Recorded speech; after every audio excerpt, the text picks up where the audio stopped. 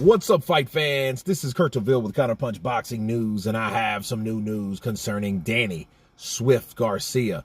Danny Garcia responds to Terence Crawford, and he had this to say. He said, laughing emojis, "I'm rich, bro. I don't need to fight you.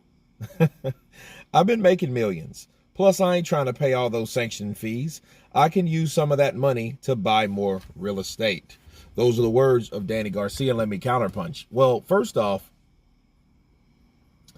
Terence Crawford was responding to the idea of fighting Danny Garcia. I don't think Danny Garcia is a major contender or high priority to fight anybody because he's lost to everyone else.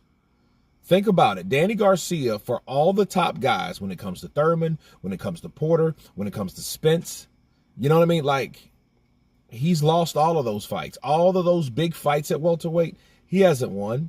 Danny Garcia, he has a pretty good resume. He's fought Matisse and he's knocked out Amir Khan. You know what I mean? He's done his thing. You know, he's a hard-hitting guy.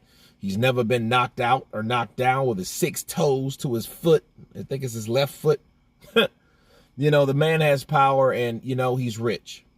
And I'm proud of him for doing what he's doing in the sport. Even though people used to call him a cherry picker, which I think at times, I think he did what's best for him as far as fighting, because everybody knew he was cherry picking, but he was making money. Anytime you hear Angel Garcia say, I'll take a bullet for Al Heyman, he's made some money, people. They've made some money. They're good. They're set. And I think the whole thing is they're investing in it. That's what he's trying to tell people. Like, look, I'm good. I've been making millions. I've made good money. And I buy properties off of that. And you know, for that reason, I'm doing really well. And I don't have to worry about boxing like that. You know, and then the sanctioning fees, I don't know why I'm saying bees, are a mother sucker because they do require money to put up.